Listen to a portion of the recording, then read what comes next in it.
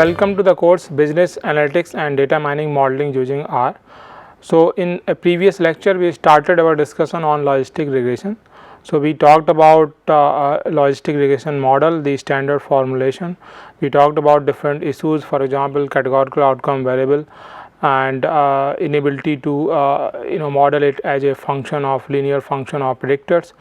Then we discussed further steps how the standard logistic regression formulation is actually done.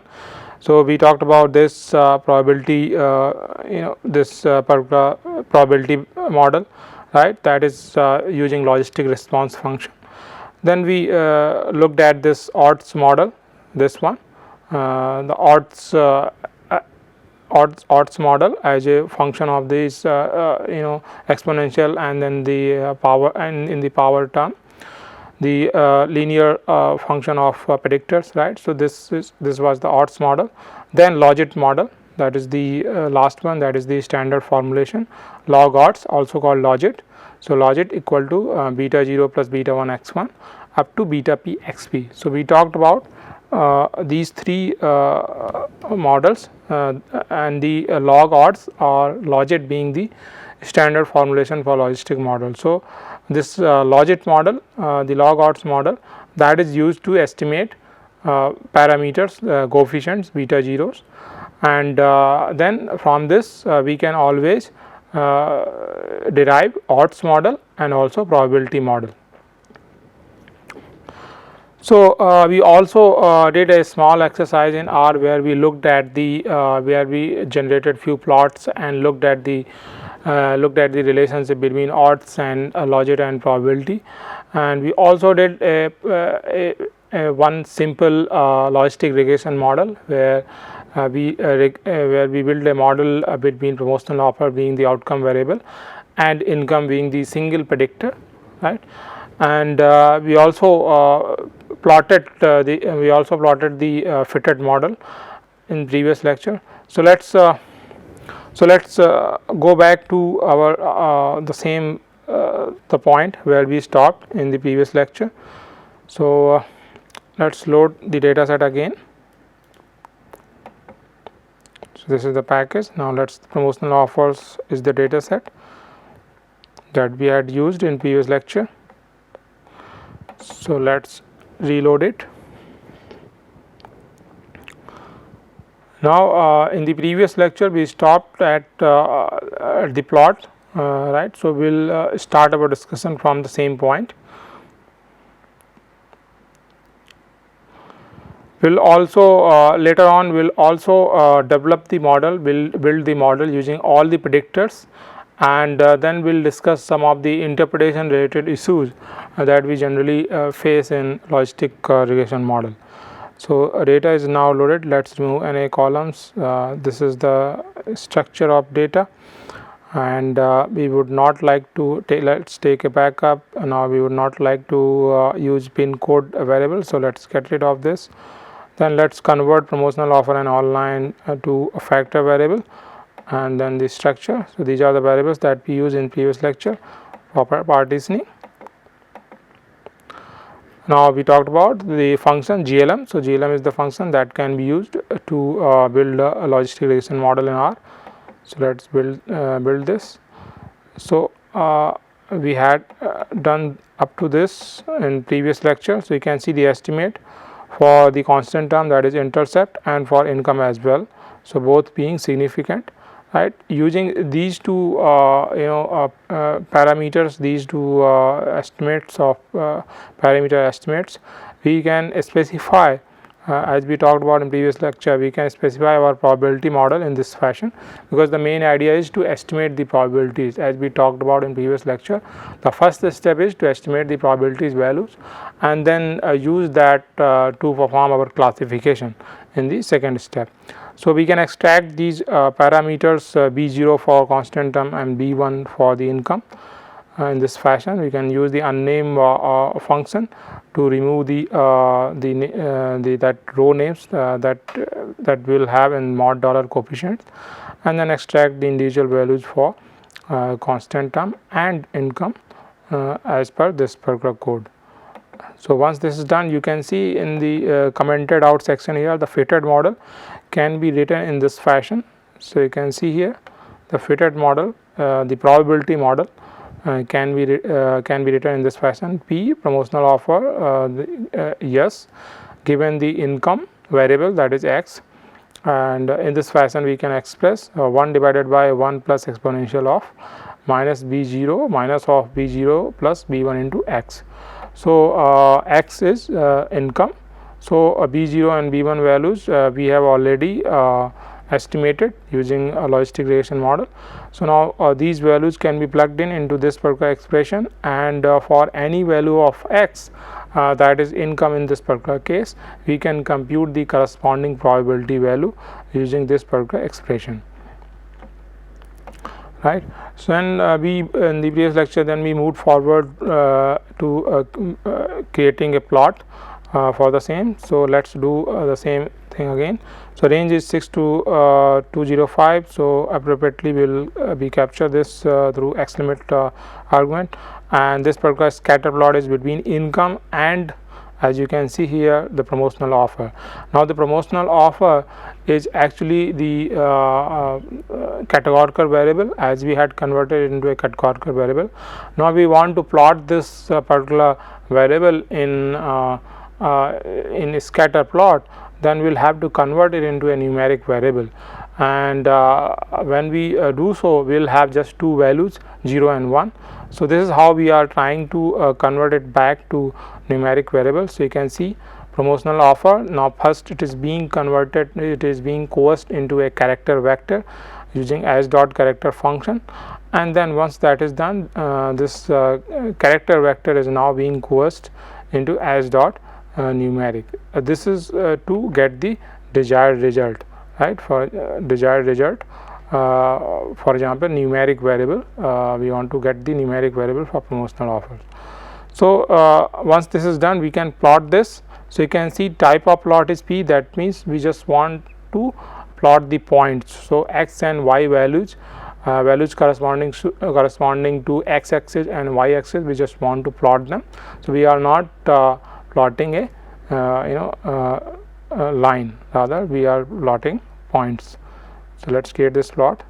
So if we create this plot, we see that because the probability promotional offer, it takes just two values, 0 and 1. So some of the observations, they are at 0. You can see here, majority of observations are at this level, 0 value, and then the remaining observations, they are at 1. So all the points, they seem to be on these two extreme values, 0 and 1, because promotional offer was a categorical variable, we converted into a numeric form, 0 and 1. So just two extreme values for all the points are depicted here. Now as we talked about that, and we just saw also that the probabilities value, they in a sense become, because we use the logistic response function. So the relationship is non-linear. Because of this, that non-linear function is being used to fit these points. So essentially, if we consider promotional offer as numeric and income is already numeric variable, and just now we have created this scatter plot. Now we try to fit this particular plot using our logistic response function, right. That is the non-linear. So this is how we can do. We can add this particular curve, and the estimates, the b0, beta 0 and beta 1, we have already computed. We have already estimated these parameters. So these are directly being used using these expression, mod $ coefficient 1 and mod $ coefficient 2 using double bracket, so that we don't have to worry about that names that are there. This is another way to unname the those variable names in the coefficient result. And then for x is the variable that is going to be varied, right. So in the x name argument, you can see x is mentioned, and this is going to be added to the existing plot, right. Add argument is there, add is true. So in the existing plot, this particular curve is going to be added. So let's create this like we did in previous lecture as well.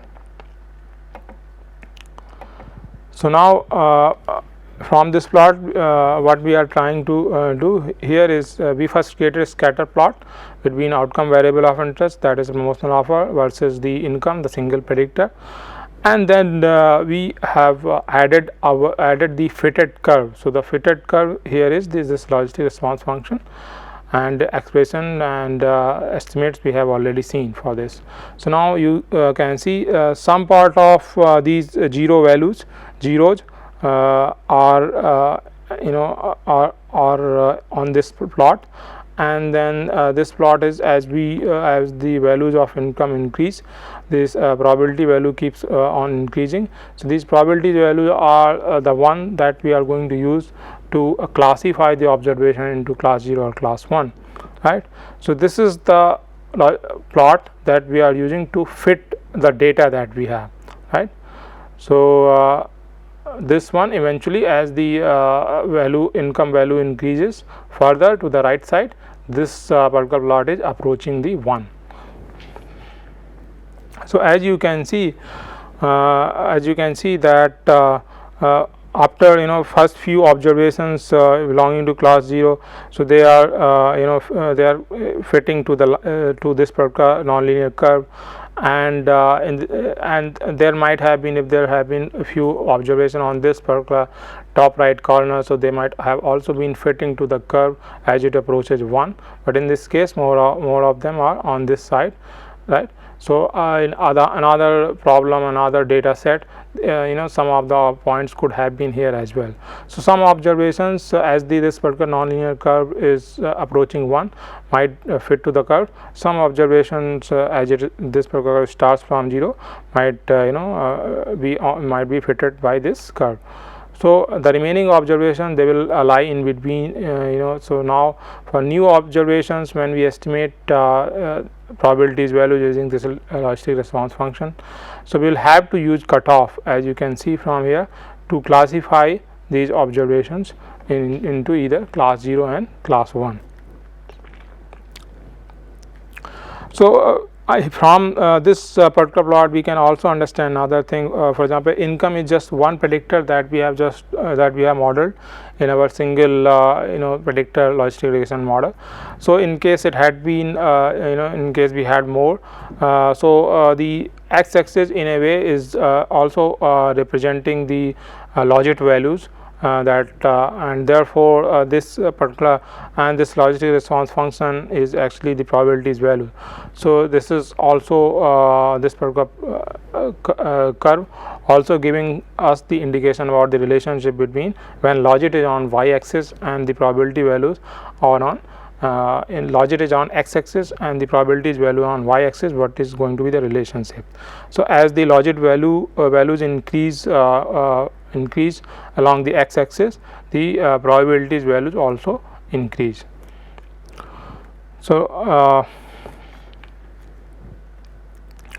let's come back to our discussion here in the slides. So in logistic regression model, we predict the Logit values as we saw in the output. So let's scroll the output once again. So this was the single predictor model that we had.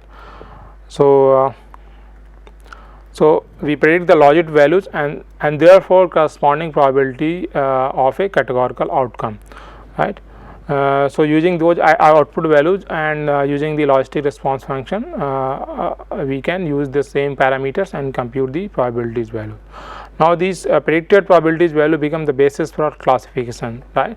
First step was to estimate the probability. Now once we have these probabilities value, they can be used for classification. So in essence, if we look at the logistic regression model, essentially we are fitting a model just like a multiple linear regression model, right. We have Logit values which can be considered as a numeric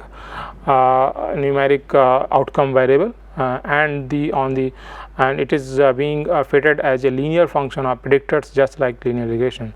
So in a way we can define logistic regression as a prediction model for classification tasks. So we first fit a prediction model.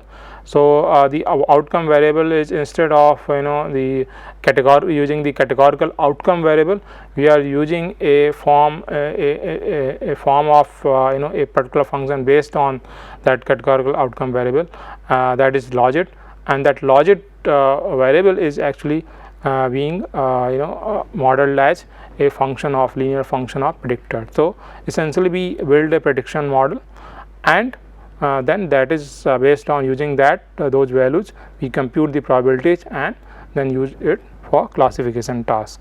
Now let us talk about the estimation technique. So the estimation technique that we use in multiple linear regression is typically ordinary least square OLS. So that method cannot be used in this particular case, because essentially the logistic regression, the formulation is non-linear. It is a non-linear formulation, because we are looking to estimate probabilities values through a logistic response function, which is a non-linear function. Therefore, least squares estimation method has not been considered as an appropriate technique to estimate parameters in logistic regression model. So the another method, which is called maximum likelihood method, that is used to estimate parameters. So this idea about main idea behind this particular maximum likelihood method, or MLM, is actually to estimate to find out the estimates in order to maximize the likelihood of obtaining the observations used in the training the model, right. So the estimates are, we look to compute estimates which are going to increase the likelihood of obtaining the observations using those particular estimates itself. So of course this particular method will require a number of iterations to reach to those estimates. So this particular method is used. As you can see from the main idea itself, this particular method looks less robust than the estimation technique that we use, the ordinary least square method that we use in linear regression. So MLM, maximum likelihood method, it is less robust than that. And reliability of estimates for MLM also depends on a number of things. For example, outcome variable categories, they should have adequate proportion. So probably logistic regression model is not suitable for situations where we have very few records in the training partition belonging to class 1 or class 0. So we would like to have adequate number of records in all the classes, and then the reliability of estimates would be improved. Adequate sample size with respect to number of estimates. So this particular technique is going to be sensitive because of the estimation method we are using, maximum likelihood method, MLM. So because of that, we require an adequate sample size with respect to number of parameters that we need to estimate. So number of depending on the number of coefficients, we require adequate sample size, so that the estimates that we get those are reliable. Now some of the issues that we encounter, that we face in logistic regression, are similar to linear regression. For example, collinearity. So collinearity related issues are very much similar to linear regression. So if predictors, if the independent variables in our model, if they are collinear, then that could be problematic for our logistic regression results as well, just like in linear regression. So much of the discussion that we did in multiple linear regression technique, so that also applies here as well. So let's go back to the R studio environment, and what we are going to do now is we will model the same data set. We are going to use promotional offer data set, and we are going to use the same data set now to build a model with all the predictors, right. So the predictors that we have, so just we have till now we have built a model with single predictor, that is income. So the predictors that we have, so these are the predictors, as we already know. So now we would like to build a logistic regression model, promotional offer versus all these other predictors: income, spending, age, experience, family size, education, and online. So the function that we use for this is same GLM. So promotional offer now against all the predictors. Now other arguments are same. So let's execute this line. Let's look at the summary results.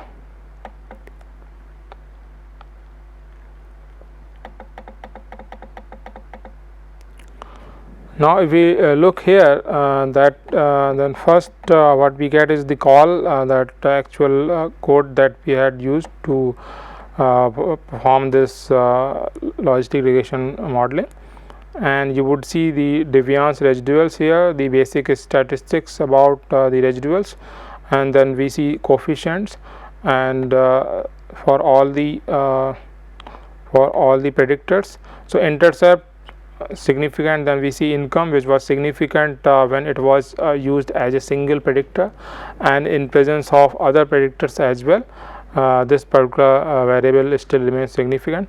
Now the second one is spending. You can see a dot here, and you can see a dot here. So this is also, this particular predictor is also significant at this particular level. You can see for dot, it has to be value has to be less than 0.1.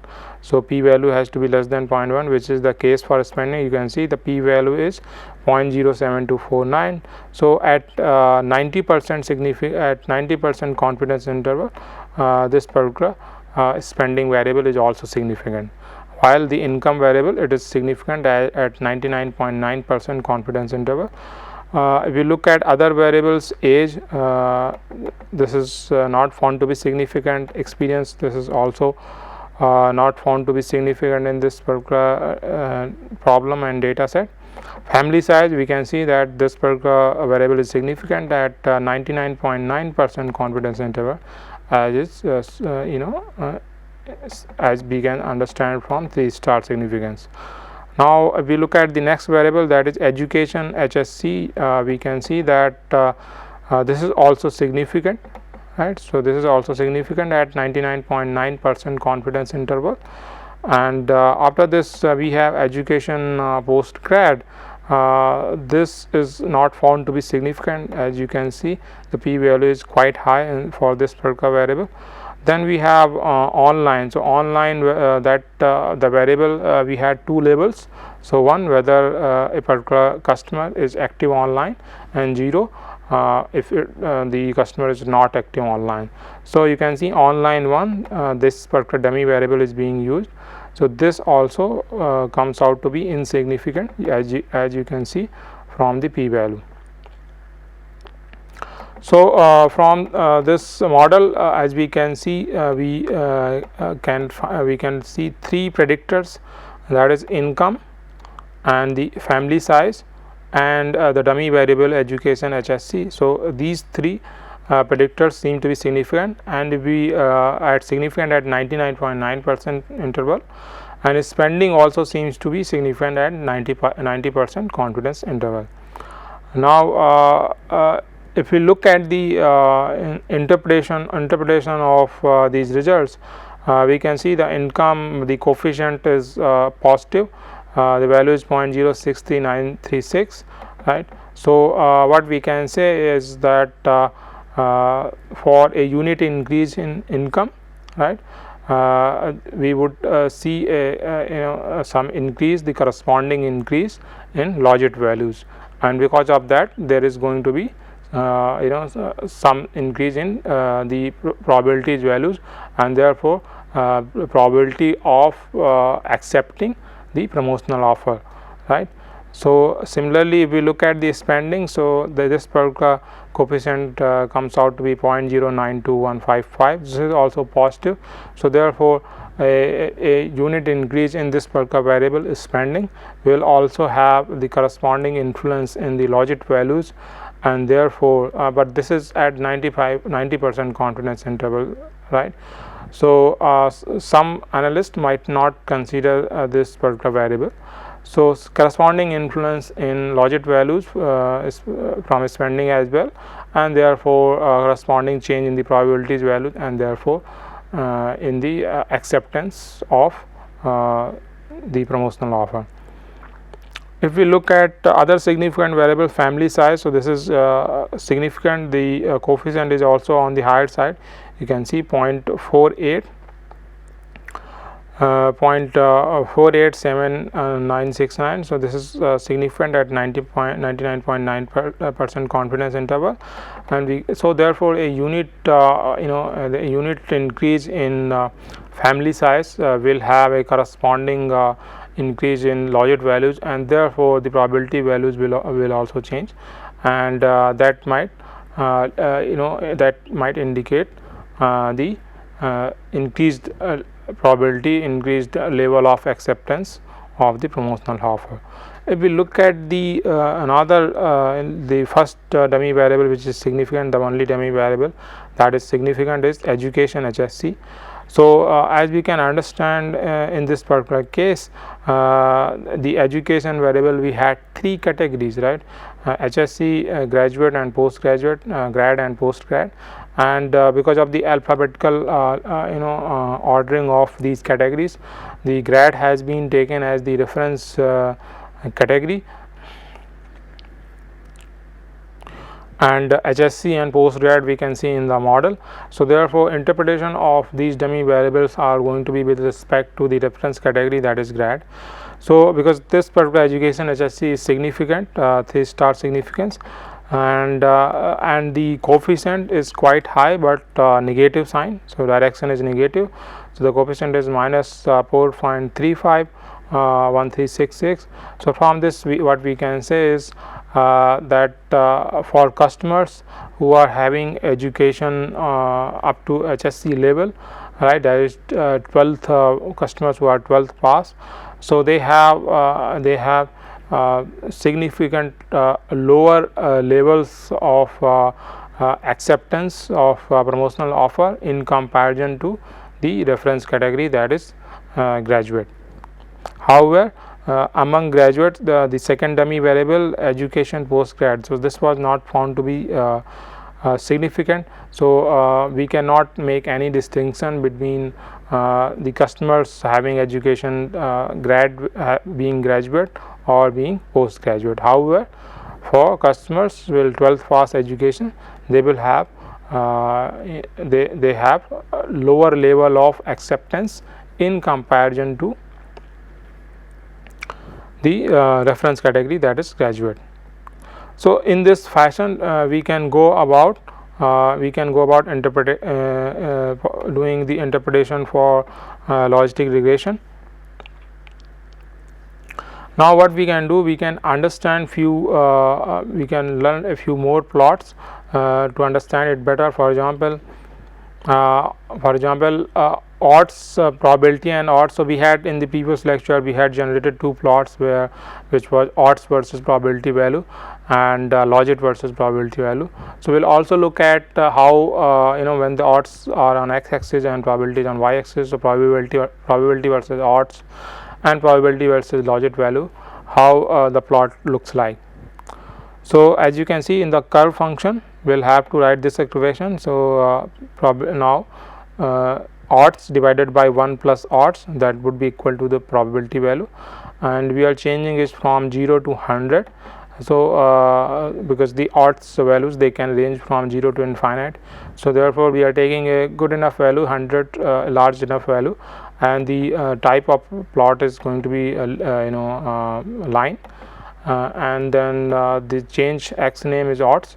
So with this, let's create this plot. So as you can see in this plot, as the odds increase as we move along the x-axis from left to right, as the odds increase, the probability of success also increases, right? And the change in odds change in probability value is much higher change as we increase odds, after the value after more than 1, it seems that after once odds is greater than 1, the probability of success increases much more, right. So because that is the, for example, the cutoff, default cutoff value that we have been talking about in the typical 2 class scenario case, where the default value for most probable class method, the corresponding default value could be 0.5. The same cutoff value, we use the odds instead of probability as the cutoff criteria, then the corresponding value is going to be 1, right, because the probability is odds divided by 1 plus odds. So if we have probability value is 0.5, the corresponding value for odds is going to be 1.